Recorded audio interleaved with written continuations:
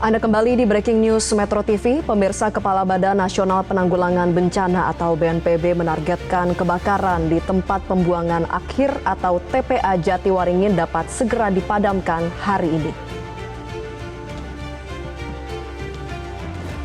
Pemadaman api yang membakar TPA Jatiwaringin dilakukan dengan mengerahkan 2 helikopter waterbombing yang didukung tim darat dari BNPB, Kementerian Lingkungan Hidup.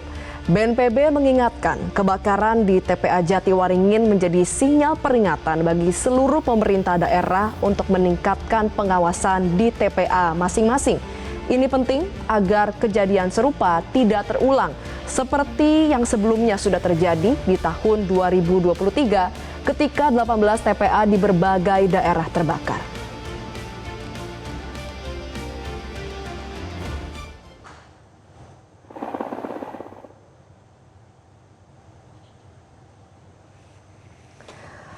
Pemirsa, yang Anda saksikan saat ini adalah rapat koordinasi yang dilakukan oleh pihak BNPB bersama dengan Kementerian Lingkungan Hidup dan juga dari Kementerian Kehutanan untuk berupaya menanggulangi pemadaman kebakaran di TPA Jatiwaringin yang hingga hari ini, hari kelima, masih belum padam.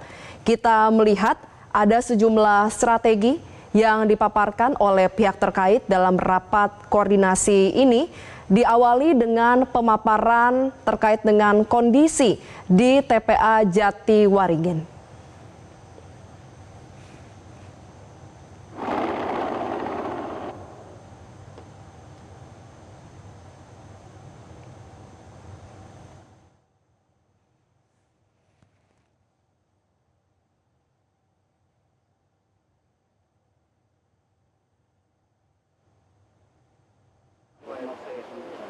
Beberapa hari ke depan dan berada di lokasi sini sehingga diinginkan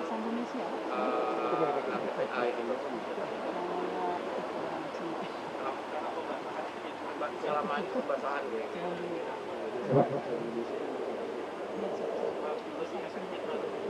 Ya pemirsa, kita melihat ini adalah laporan langsung, koordinasi langsung yang tengah berlangsung dalam rakor yang memang dilakukan di lokasi kebakaran TPA Jatiwaringin. Kita melihat perwakilan dari BNPB yang sedang melaporkan bagaimana strategi pemadaman kebakaran langsung kepada Wakil Menteri Lingkungan Hidup, Dias Hendro Priyono. Kita ketahui bersama pemirsa bahwa sejauh ini terkait dengan strategi pemadaman dilakukan melalui 2 jalur. Yang pertama adalah jalur darat seperti yang bisa Anda lihat sedang dilakukan di sisi kanan layar kaca Anda, di mana pemadaman dilakukan jalur darat langsung oleh petugas pemadam kebakaran yang bekerja sama dengan instansi terkait lainnya berkolaborasi untuk sama-sama melakukan pemadaman api lewat jalur darat. Kemudian yang kedua adalah lewat jalur udara. Seperti yang Anda lihat sudah ada 2 helikopter waterbombing yang dikerahkan di sekitar TPA Jatiwaringin. Fungsi dari 2 helikopter waterbombing adalah secara bergantian membawa air untuk kemudian disiramkan ke tumpukan sampah di TPA Jatiwaringin.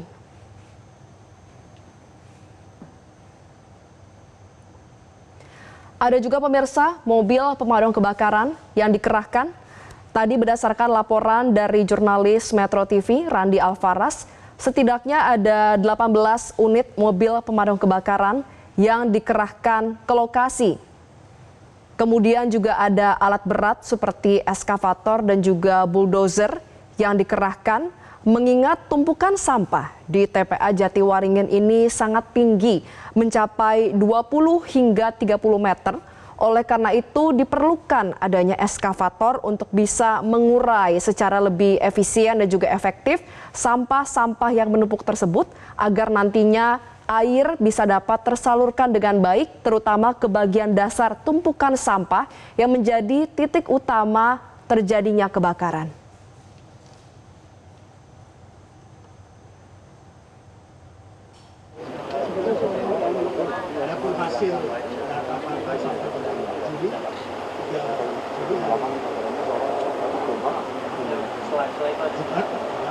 Sebenarnya beberapa parameter itu sudah menunjukkan situasi perlunya perhatian dan kemudian tindak lanjut segera Pak Romi dapat menyatakan parameter yang 2,5 yang halus. Ya pemirsa, hingga saat ini memasuki hari kelima kebakaran terjadi di TPA Jatiwaringin. Kebakaran pertama kali terjadi di hari Selasa 30 Juni lalu, di mana luas area dari TPA Jatiwaringin yang terbakar ini sudah meningkat jauh dari semula sebanyak 2 hektar lahan dari TPA Jatiwaringin yang terbakar. Kini meningkat pemirsa jadi mencapai 15 hingga 18 hektar yang terbakar hanya dalam hitungan hari. Yang perlu menjadi catatan adalah sebenarnya proses pemadaman sudah dilakukan sejak hari pertama. Tapi tentu ada faktor-faktor yang menjadi kendala utama dan juga menyebabkan api terus meluas.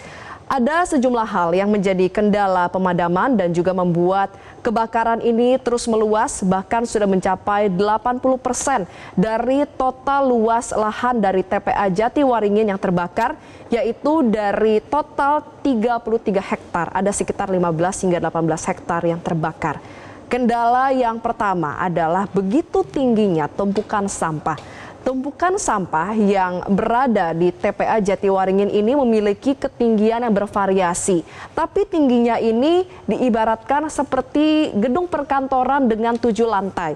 Yaitu ada yang rendah sekitar 2 hingga 5 meter.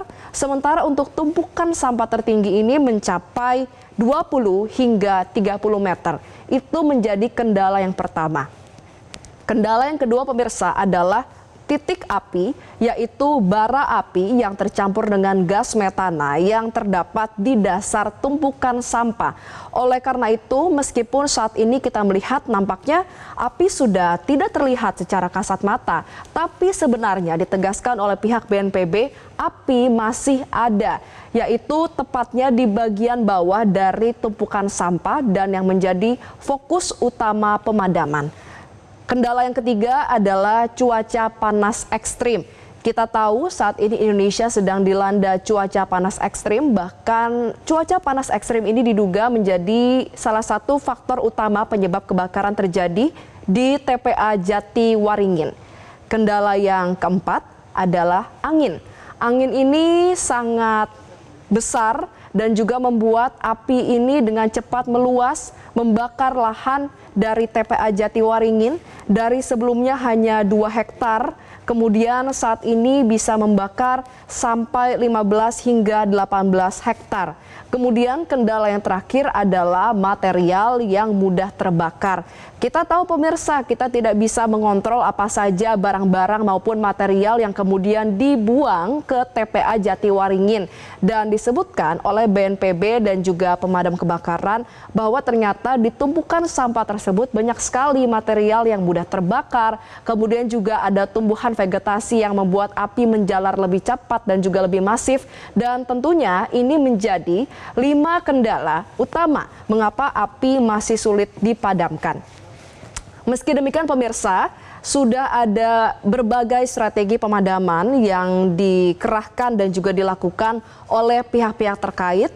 Tidak hanya pemadam kebakaran saja yang diterjunkan, sekarang juga sudah ada pihak dari BNPB, dari TNI Polri, lalu juga ada pengerahan petugas dari Kementerian Kehutanan atas instruksi dari Kementerian Lingkungan Hidup, yaitu Manggala Agni, yang memang dilibatkan langsung agar bisa mempercepat proses pemadaman api. Kami jelaskan sekali lagi pemirsa bahwa pemadaman diharapkan bisa segera selesai dan diselesaikan secepat mungkin. Nanti kalau ada data yang tinggi kami akan minta advice untuk melakukan upaya-upaya tindak lanjut penanganan kesehatan masyarakat. Masuk kita pemasangan juga peralatan yang tidak mobile ya, yang stationary. Pasang beberapa nanti di sini. Terima kasih Pak Amin, Pak Bupati, terima kasih Pak Rizal dan juga Pak Johan. Terima kasih.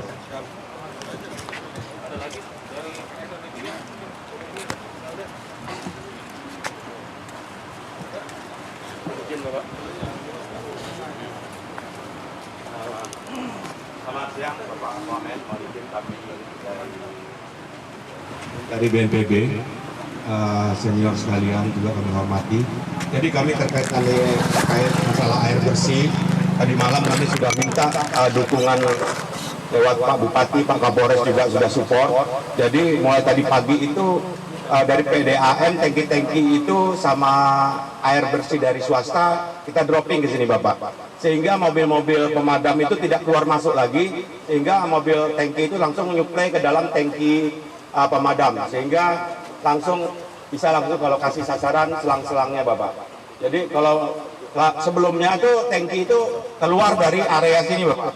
Jadi sekarang kita siasati tangki-tangki yang ada kelihatan di sini langsung menyupport ke tempat-tempat mobil damkar. Untuk akses memang kita terbatas Bapak. Jadi tadi kami sampaikan untuk terobosan baru daerah pemadaman. Ternyata pun juga di ujung ke selatan sana kita tidak bisa melakukan itu karena ada tempat TPA baru ya Pak ya. Karena pembuangannya proses yang selama ini di sini digeser ke selatan Bapak. Jadi kalau kita melihat dari sini bekas pembakaran ini udah ada kemajuan Bapak. Jadi dari mulai hari kedua khususnya dibantu oleh alat berat. Jadi sumber air dikorek sama alat berat Bapak, dikorek langsung jadi yang timbul asap-asap itu langsung kita basahi Bapak. Ini kelihatan dari sini sudah ada kemajuan berapa 30% api yang mati Pak. Demikian Bapak.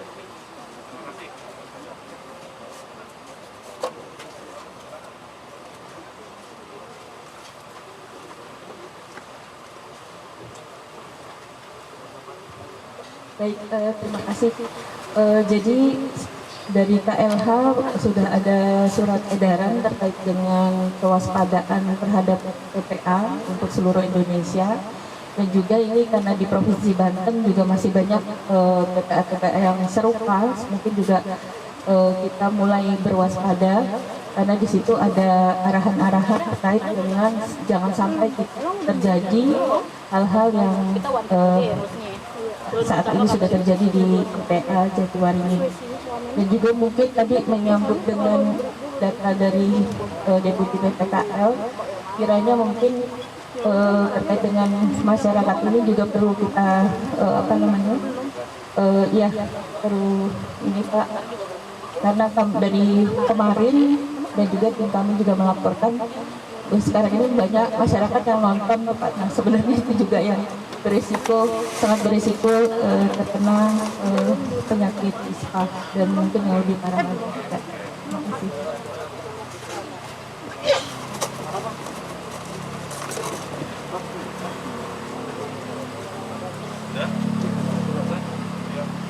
Ini kalau ini ya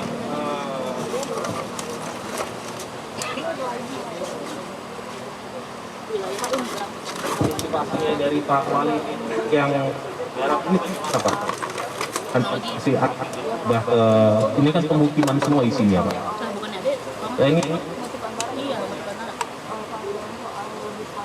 sudah ada persiapan apa Pak Bupati selain dari tadi kan kita sudah dengar bahwa ada warga yang juga dicek kesehatan. Ya, terus ada langkah-langkah apa lagi Pak? Saya rasa perlu juga menjadi perhatian apa yang tadi Pak Roy katakan Bapak. Ini yang Amin. Khusus untuk yang di wilayah barat Pak Amin, ya karena semalam juga wilayah barat sehingga masyarakat yang ada perumahan di situ kita tempatkan di kantor kepala desa Tanjakan Mekar. Kami bawa semua di situ. Diungsikan ke kantor kepala desa. Jumlahnya sekitar 102 semalam. Ya semalam kita pindahkan ke sana dan kita siapkan kebutuhan mereka sampai dengan 3-4 hari ke depan. Kebutuhan sehari-harinya termasuk juga dengan Kadiskes standby juga semalam di sana dan dokter jaganya itu nggak pernah putus. Jadi 2 orang dia jaga, 2 orang apus, 2 orang jaga dengan perawat-perawatnya. Jadi nggak pernah ditinggalkan itu dari dinas kesehatan termasuk ambulan, termasuk oksigen, termasuk nanti Pak Camat Pak Lurah juga menyiapkan juga untuk bahan makanan dan sebagainya. Artinya bahwa memang sudah ada 2 lokasi yang dijadikan sebagai tempat penampungan sementara, yaitu di Raja Mulia. Dari Raja Mulia sekarang sudah ada kembali ke rumahnya masing-masing. Karena anginnya tadi, Pak Wamen, kalau anginnya dia ke selatan ya Raja Mulia, tapi kalau anginnya ke barat ya ke Tanjakan Mekar. Jadi mereka kita penuhi. Di samping itu memang ada usulan-usulan dari mereka yang minta cepat dipadamkan dan sebagainya, terus minta air bersih. Kita sudah juga melayani air bersih di situ. Kita gratiskan mereka pemasangannya, kita gratiskan 3 bulan tidak bayar, dan mereka juga minta juga bantuannya untuk air bersih di perumahan itu. Jadi nanti kita siapkan, hari ini sudah mulai pendaftaran lagi Pak Wamen. Air bersihnya gratis juga sama. Antisipasi. Siap.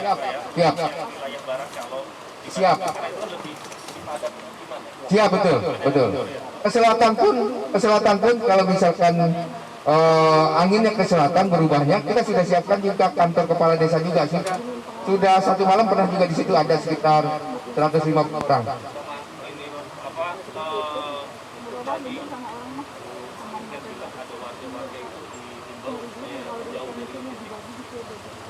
Oh ya, tadi Pak Kapolres izin Pak Wamen sudah menugaskan supaya tidak lalang di sini.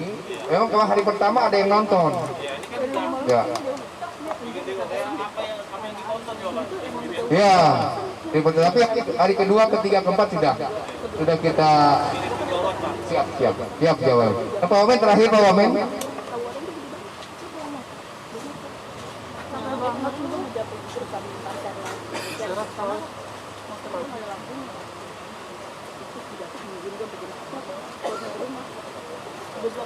Pak Wamen terakhir. Ini yang disampaikan oleh Pak Jenderal Johan tadi.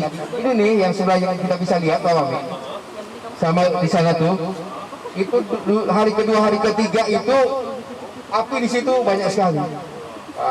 Jenderal Rijal juga hadir juga Pak Jenderal. Tapi alhamdulillah sekarang kemajuannya udah mulai padam juga. Nah ini dari Manggala juga sudah masuk juga. Kami sekali lagi ucapkan terima kasih. Kota Tangerang juga bantu juga. Semua armada kita dibantu dari Banten juga. Demikian Pak Wamen, terima kasih.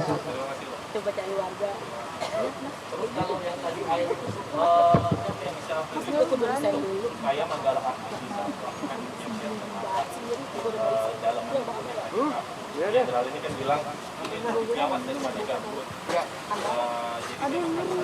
Ada di mana-mana juga. Coba lihat fotografer mereka bang. Nggak tahu yang ada di mana-mana juga tuh kayak lu. Siap. Oh, Imam Bukhari apa mungkin? Ya. Kalau sumber air ada 2, Jenderal. Yang dari sini ada, yang dari Tandon. Tapi air bersih, khusus air bersih ada juga dari PDAM. Kita buka juga, kita los. Bisa pakai PDAM. Dan nanti kita pompa ya. Siapkan. Siap Jenderal. Siap Pak Wamen. Ya sama juga Jenderal juga Pak Wamen. Pak Wamen. Iya, Komandan Jenderal berarti. Pak Wamen izin. Ini kan kita dapat ilmu banyak nih. Begitu Manggala datang. Mungkin nanti setelah ini selesai jangka pendek kita memadamkan api ini, mungkin kita akan lanjutkan juga, kita suntik suntik gambut itu akan kita teruskan. Ya. Ini kita anggarkan juga, kita teruskan. Tapi kan masalahnya tadi airnya kalau dari sana nggak bisa Ya. kotor katanya. Jadi memang harus pakai air. Baik Pak. PLN kemarin datang gitu. Ya. Siap. Support ini ya tenaga listrik. Iya, listriknya supaya bisa ada, karena saya lihat dari tanggal 3 udah nol kayak. Tanggal 3 sudah dari 1000 Pak, Ya. yang 2.5 tiba-tiba langsung nol. Siap. Kalau di saya lihat ini berarti nggak bagus dong, makanya saya kesini lagi. Siap. Ternyata listriknya mati. Siap. Dia butuh 3.500 volt. Siap. Dan itu kalau nggak ada PLN, kita nggak bisa monitor. Siap. Jadi mohon didorong. Siap. Hari kedua hadir mereka, tapi sekarang nggak kelihatan nih. Nanti Pak Taufik ya, Pak Ijat, nanti telepon PLN sekarang dah ya, supaya bisa datang ke sini.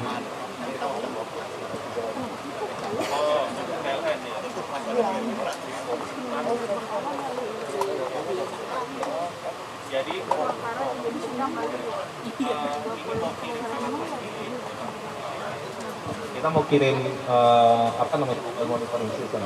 Ya itu satu lagi ada di perumahan. Nah artinya perumahan nanti listriknya akan makan juga. Jadi akan lebih banyak lagi daya yang dibutuhkan gitu. Karena 3.500 untuk satu mobile monitoring system. Satu titik, ya kan? Ya kan? Satu 3.500 watt kan? Nah, tadinya di sini aman Pak, tapi karena ini terbagi-bagi, ada posko, ada apa-apa, jadi dayanya langsung turun. Makanya saya lihat tadi malam belum, kok nol, sudah di bawah baku mutu, ternyata listriknya nggak ada. Nah, jadi dengan bagi-bagi begini aja langsung turun, apalagi di tempat warga itu gitu. Dan warganya ntar di yang B ya Pak ya, barat ya Pak ya, yang barat. Itu yang minta titip tolong Kak, TLN ya Pak.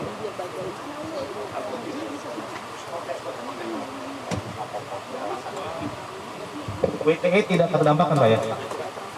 Ya, ya Bu Melda ya, nggak ada ya WTE ya? Jadi izin Pak Wamen, Bapak Ibu sekalian, saya kemarin sempat ditelepon sama CEO-nya Darantara. Kepastian apakah dengan adanya kebakaran ini lokasi WTI itu masih available, karena mereka akan mencoba mengevaluasi ulang jadinya. Kemarin sudah saya sampaikan, saya koordinasi dengan Pak Us ya Pak, Pak Kadis, baru itu diletakkan di mana? Ternyata di lokasi WTE di yang 2 hektar ya Pak, yang tempat Kaba. Nah ini harus disampaikan ke mereka Pak, karena kan harusnya ini untuk WTE Pak. Jangan sampai nanti pada saat mau dibangun itu malah penuh sampah nantinya. Itu mungkin itu aja yang harus Pak ya. Pak Wamen, memang pada hari pertama, kedua itu kan di sini dalam pemadaman. Di lain pihak, antrian mobil sampah itu sangat panjang, sehingga supaya mobil akselerasi upaya kita pemadaman ini bisa berjalan lancar, akhirnya saya putuskan sementara untuk disimpan di tempat yang tadi ya, supaya apa? Supaya kita tetap ini melaksanakan kegiatan pemadaman, tapi kondisi sampah di Kabupaten Tangerang bisa terakomodir di sini. Itu berapa hujan? Enggak, ya artinya nggak sampai 1 hektar lah gitu. Oh, yang untuk pembangunan Darantara. Kalau yang itu aman Pak, ya kan? Kalau itu aman.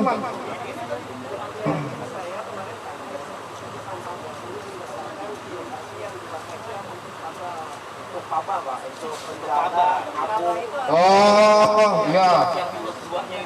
Memang sebentar itu. Tapi kalau untuk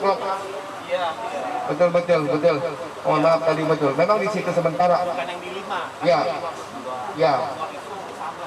Oh siap. Oke. Yang 5 aman. Ya, ini sementara aja Pak Wamen. Nanti kalau ini sudah mulai padam, ya. Tapi kan artinya jangan sampai nanti Darantara menganggap bahwa kabupaten ini tidak siap Pak, karena lahannya nggak ada, lahannya tidak disiapkan dari belakang menggunakan begitu. Pak Wamen izin, kita sudah membuatkan surat SK darurat. SK darurat itulah kita bisa mengalokasikan anggaran, akan kita pindahkan